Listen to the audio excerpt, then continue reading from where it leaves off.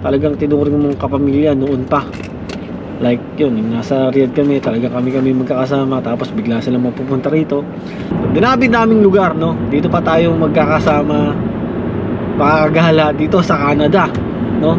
Talagang super blessed tayo kasi syempre hinayaan ni Lord na mangyari yung ganyang pagkakataon. Oo, kapag gusto, yun, pag gusto, maraming paraan. Pag ayaw, syempre maraming dahilan, no?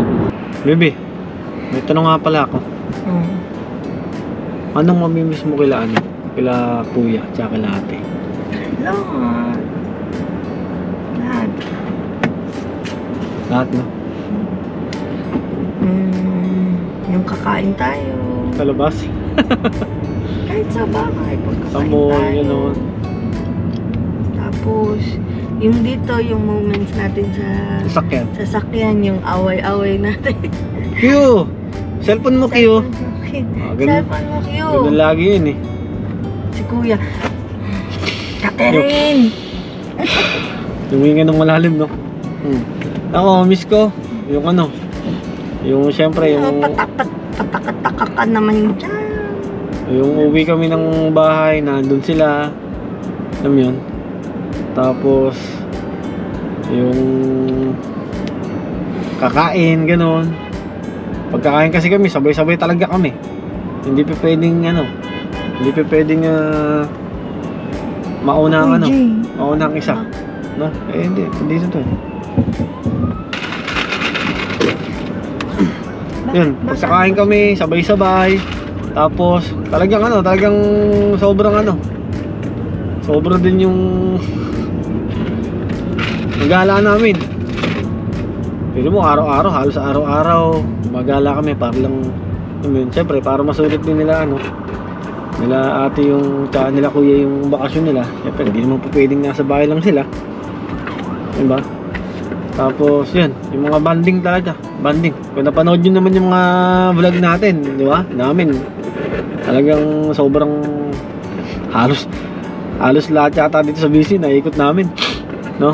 Pero kulang pa, kasing kulang pa talaga.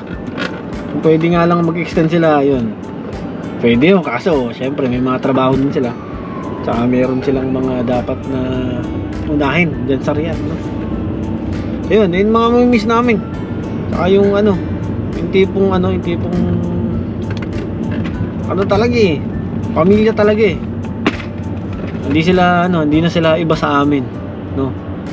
Kasi alam mo yung feeling na ano, yung dumating sila rito, parang nagkaroon kami ng yung naramdaman na hindi kami nag-isa. Kasi nga dito sa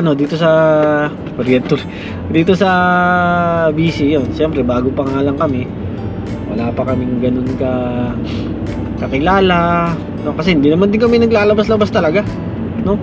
Iba yung feeling kapag nakasama mo sa ibang lugar yung talagang tinuring mong kapamilya noon pa.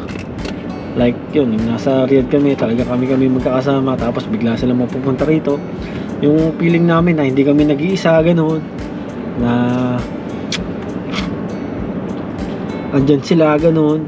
Tapos itong paalis na sila, yun, parang doon namin ulit naramdaman yung ano, yung parang sabi nga na Jen kanina, ano eh, kaming tatlo na lang ulit ni Lilo, ganun. Well, ganun talaga, diba?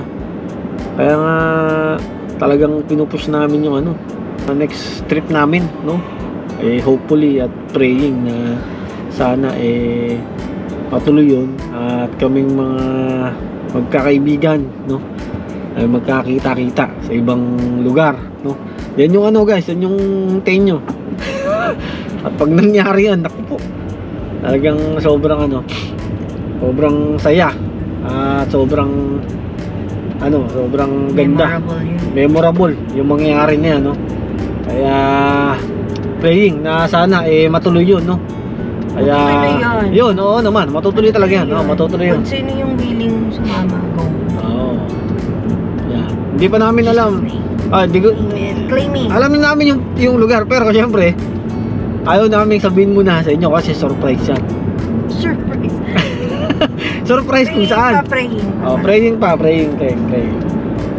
So, yun. So, muli, Ipon. tsaka syempre, ipon. Ay, alam nyo naman dito, pag magaganyan, sobrang magastos. Yun, guys, yun, ingat kayo sa pag-uwi nyo. At syempre, maraming salamat. Kami ay blessed na blessed kasi natupad yung dinabid naming lugar, no? Dito pa tayo magkakasama, makakagala dito sa Canada, no? Talagang super blessed tayo kasi syempre hinayaan ni Lord na mangyari yung ganyang pagkakataon. Oo, So, tsaka diba? kapag gusto, Yun, pag gusto, maraming paraan. Pag ayaw, syempre maraming dahilan, no? So yun lang, quiz, basta ingat kayo. At pag message na lang tayo, no? God bless. Bye. Thank you.